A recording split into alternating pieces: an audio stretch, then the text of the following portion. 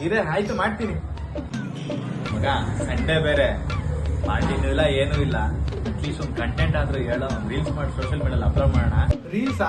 ಒಂದ್ 2 ನಿಮಿಷ ಬಟ್ಟೆ ಚೇಂಜ್ ಮಾಡ್ಕೊಂಡ್ಬಿಡ್ತೀನಿ. ಬ್ರೋ ಇರಿ 2 ನಿಮಿಷ ಕಂಟೆಂಟ್ ಪಟ್ ಅಂತ ರೆಡಿ ಮಾಡ್ಬಿಡ್ತೀನಿ. 2 ನಿಮಿಷ ವೇಟ್ ಮಾಡಿ. ಆಹಾ, ನೀವು ಬುದ್ಧಿಲಿ ಜಾಣ, ಧೈರ್ಯದಲ್ಲಿ ರಣಧೀರ, ಶಕ್ತಿಲಿ ಅಂಜದ ಗಂಡು, ನೀವು ಮಹಾನ್ ಕಲಾವಿದ. ಕಂಟೆಂಟ್ ತಾನೆ 1 ನಿಮಿಷ ಕೊಟ್ಟಿದ್ದಾಳ.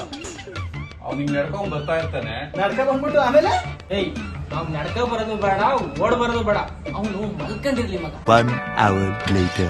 ಮಗ ಅವ್ನ್ ನಡ್ಕ ಬರ್ಲಿ, ಇವ್ರು ಮಲಗಿರ್ಲಿ, ಒಂದ್ 2 ನಿಮಿಷ ಕಣ ಬಟ್ಟೆ ಚೇಂಜ್ ಮಾಡ್ಕೊಂಡ್ಬಿಡ್ತೀನಿ. ಇರೋ ಕಂಟೆಂಟ್ ರೆಡಿ ಆಯ್ತು. ತುಷಾರ್ ರೆಡಿ ಶೂಟ್ ಮಾಡೋಣ. ಮಗ ಒಂದೇ ನಿಮಿಷ ಎಮರ್ಜೆನ್ಸಿ ಇದೆ.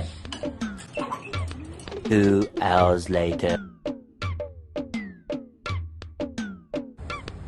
ಮಚ್ಚ ನಾವು ಹೋಗಿ 1 hour ಆಯ್ತು.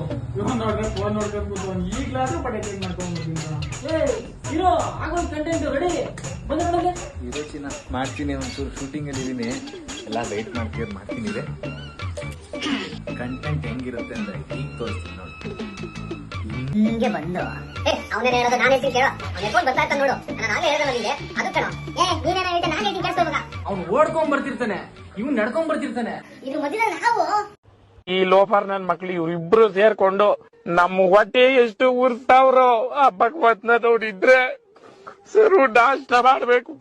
ನನ್ ಮಕ್ಕಳು ರೀಲ್ಸ್ ಮಾಡಲ್ಲ, ಏನಿಲ್ಲ, ಮನೆಗೆ ಹೋಗಕ್ಕೂ ಬಿಡಲ್ಲ. ನನ್ ಮಕ್ಕಳ ಜೊತೆ ಯಾವತ್ತೂ ಸೇರಲ್ಲ. ನಾನು ಒಬ್ಬರಿಗೆ ಅನ್ಯಾಯ ಮಾಡಿಲ್ಲಣ್ಣ.